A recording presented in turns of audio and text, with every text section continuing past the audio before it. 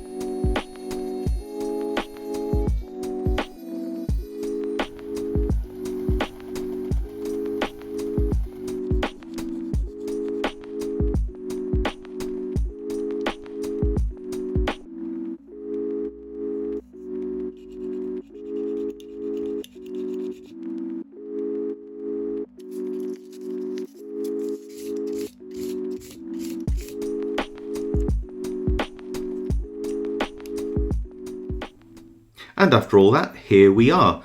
It might not be my neatest ever job, but this is what it was before and this is what it is now. And you know what? I'm pretty pleased with that. I think that all things considered, with all the challenges it sort of gave me and maybe a little bit of overcutting in places, I think it looks really nice. So yeah, I'm pretty proud of this. So now we've got this cutaway, let's see how the lock works and how the bypasses work. So the key to the functionality of this lock is this little section here. It's like a fork, a comb shape, if you like. And you've got a little bit here, which can spring up and down. The spring, which is just here. And you've got these little forks, or tines, should I say more accurately. And they rest above the wheels. Now, the code on this lock is just a default quad zeros, but this is still locked because I haven't dialed in that last zero. Watch what happens when I just rotate this last wheel up. See how the whole thing pivots in the middle, the tines fall into a flat spot on the side of the wheel, which represents the actual code. And if I push in and then pull out, we can unlock the mechanism. Now if we scramble this up, doesn't matter what, we can see how the bypasses work. You can see how it's all locked up.